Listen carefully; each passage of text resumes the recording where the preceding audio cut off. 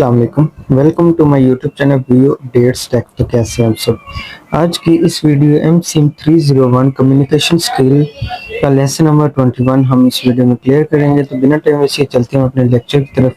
लेकिन इससे पहले अगर आप मेरे चैनल पे फर्स्ट टाइम है तो उसको सब्सक्राइब लाजमी कीजिएगा और बेल आइकन बटन क्लिक कर दें ताकि आपको नई अपडेट्स मिलती रहे।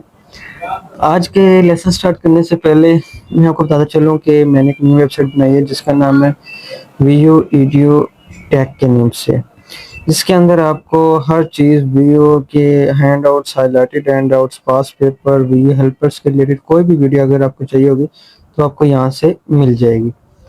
ठीक है, डिस्क्रिप्शन में लिंक दिया, विजिट लाजमी कीजिएगा। स्टार्ट करते हैं लेसन नंबर 21। जैसे कि आपको पता है हम स्पीच के बारे में बात कर रहे हैं। स्पीच हमने देनी होती है, उसके अंदर हमने अपनी कम्युनिकेशन मतलब बोलने का अंदाज कैसे करना है। तो इसी हवाले से हमारे ये 18 लेक्चर से अभी तक चल रहे हैं, 18, 19, 20, 21 अभी तक वही चल रहा है। तो आज के लेक्चर में जो हमने बात करनी है ना वो यही है कि अगर हमसे ऑडियंस क्वेश्चन पूछेगी तो हमने इसका जवाब कैसे देना है। ऑडियंस में कुछ ऐसे लोग भी होते हैं जो कि हमारी स्पीच को ख़राब करना चाहते हैं या हम खुद से भी कोई अंदाजे लगा रहे थे। मतलब इस चीज़ पे आज हमने बात करनी। अब रिस्पॉन्डिंग क्वेश्चन आंसर, सबसे पहले हमने बात करनी है रिस्पॉन्डिंग क्वेश्चन आंसर। मतलब कि जब तुम स्पीच या प्रेजेंटेशन दे रहे हो और ऑडियंस सवाल या कमेंट्स देती है तो इसको सही तरीके से रिस्पॉन्ड या हैंडल करना, इसको हम कहते हैं क्वेश्चन एंड आंसर रिस्पॉन्डिंग। ठीक है, अब इसमें हमारे पास कुछ स्टेप्स आ जाते हैं। Listen, discern, affirm, answer.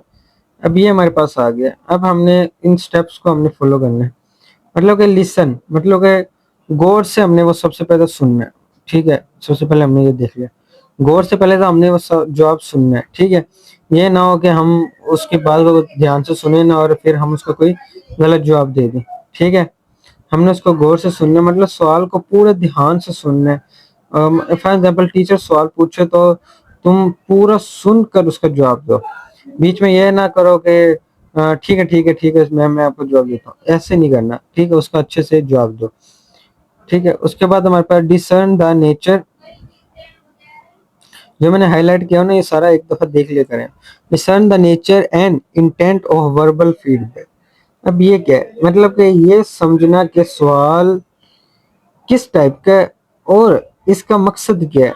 मतलब कि एग्जाम्पल अगर कोई जीनियस सवाल पूछ रहा हो तो क्रिटिसाइज कर रहा है, दोनों को अलग अलग हैंडल करना होगा।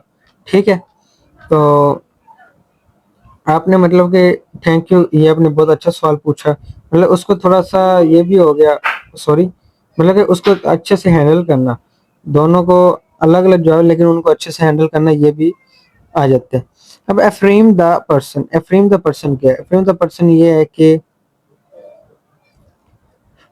an affirmation is a relation techniques that equalize knowledge and validates people।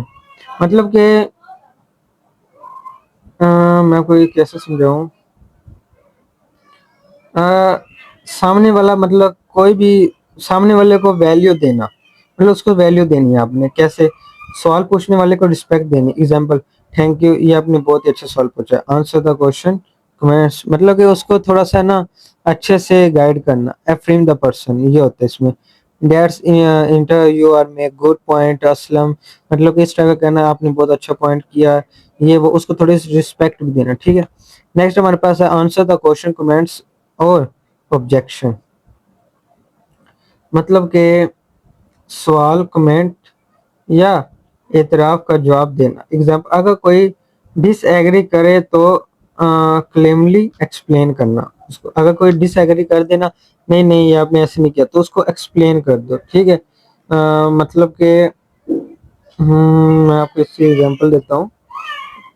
यही कि अगर वो डिसएग्री करे तो उसको मतलब कि एक्सप्लेन करो अच्छे से, उसके कमेंट्स दो उसके। ठीक है, उसके बाद हमारे पास आ जाता है ये नेक्स्ट क्लियर, उसको क्लियरली जवाब दो, करेक्ट जवाब दो, और कंसाइन यानी कि उसका जो उसने पूछा ना उसका मुख्तसिर, उसको मुख्तसिर सा जवाब दो, लंबा लेक्चर ना दो, मतलब शॉर्ट वे में उसको बता दो हाँ भी यार इसका ये सही। वेल कंसर्न यानी सोच समझ कर, जल्दी में गलत जवाब आपने बिल्कुल नहीं देना, सोच समझ के अच्छे से जवाब देना। इसके बाद आ जाता है types of comments from the audience.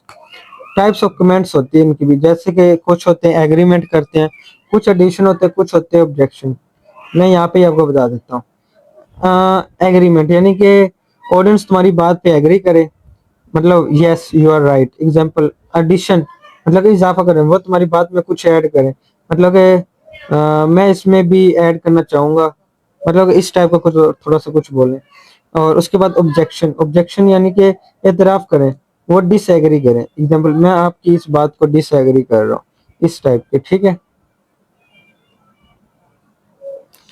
ये आपका हो गया क्लियर, ठीक है।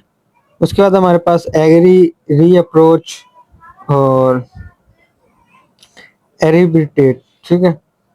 एग्री यानी कि वो आपकी बात पे एग्री करें, री अप्रोच यानी कि वो अपनी बात दोबारा एक्सप्लेन करो, यानी हमें दोबारा के इस टाइप का थोड़ा सा, ठीक है। उसके बाद एर्बिट्रेट यानी कि आर्बिट्रेट यानी, ये आपको मैं यहाँ से पढ़ाता हूँ।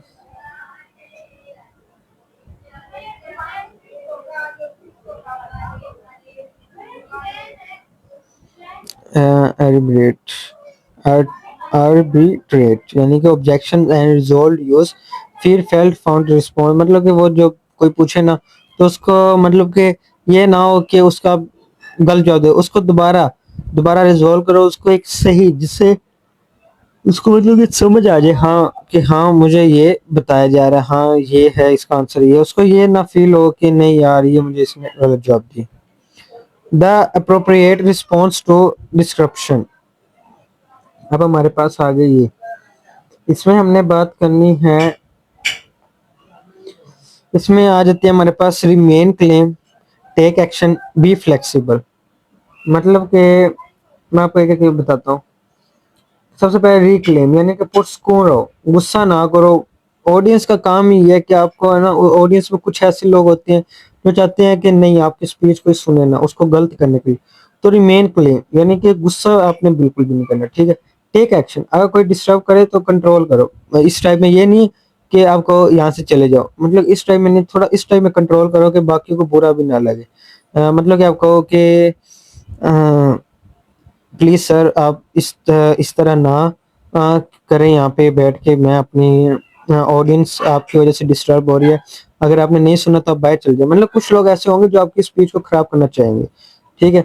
इस तरह नेक्स्ट हमारे पास बी फ्लेक्सिबल आ गया, मतलब सिचुएशन के मुताबिक एडजस्ट करो। ये ना हो कि ऑडियंस को लगे कि आप जानबूझ के, आपको ये लगता है कि वो सवाल सही पूछा है और आप उसको गलत करना चाह रहे हैं, ठीक है। डिसरप्टिव इंसिडेंट्स, डिसरप्टिव इंसिडेंट्स, इसमें हमारे पास आया डिटोर, डिले, डिसमिस।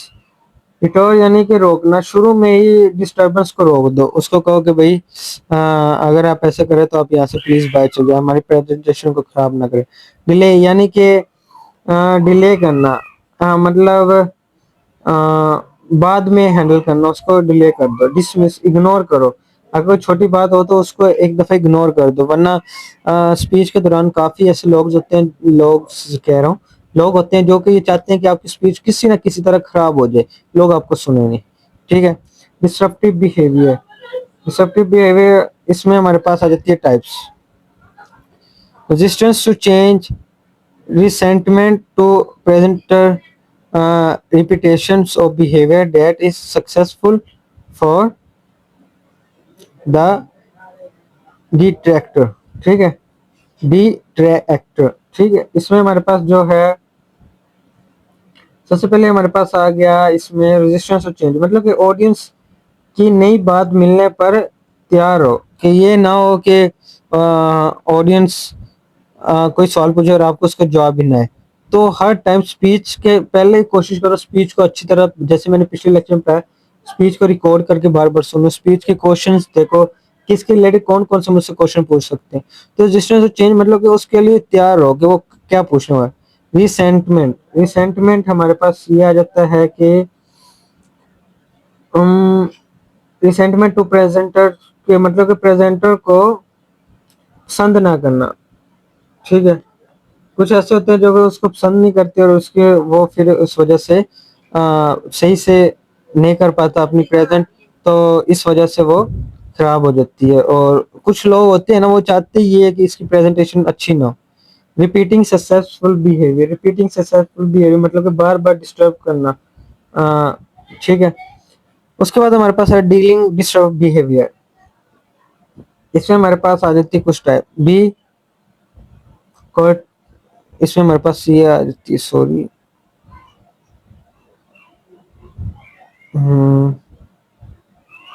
इसमें हमारे पास कुछ टाइप्स आ जाते हैं, जैसे बी कर्टियस, एक्सरसाइज कंट्रोल और कंफर्म। ठीक है। अब ये क्या चीज है? सबसे पहले तो बी कंसर्न मतलब कि नरम रवैया रखो। लोग आपको इसलिए मतलब कि करेंगे, गुस्सा चिढ़ाएंगे कि इसको किसी तरह गुस्सा आ जाए और ये सही से प्रेजेंटेशन ना दे पाए। एक्सरसाइज कंट्रोल मतलब कि सिचुएशन को कंट्रोल करो। नॉन कंफर्ट कंफर्ट यानी अगर जिम्मेदारी हो तो सामने वाले बात करो, मतलब कि ये नहीं है कि उससे बिला वजह यानी आप लड़ाई झगड़ा शुरू कर लो, मतलब कि कंफर्म यानी कि अगर जरूरी हो तो सामने वाले से बात करो, अदरवाइज उसको इग्नोर कर दो। ठीक है। आज का लेक्चर थोड़ा सा लेंथी था, तो आई थिंक आपको समझ आई होगी। मिलते हैं इंशाल्लाह हम नेक्स्ट लेक्चर में। टेक केयर, अल्लाह हाफिज।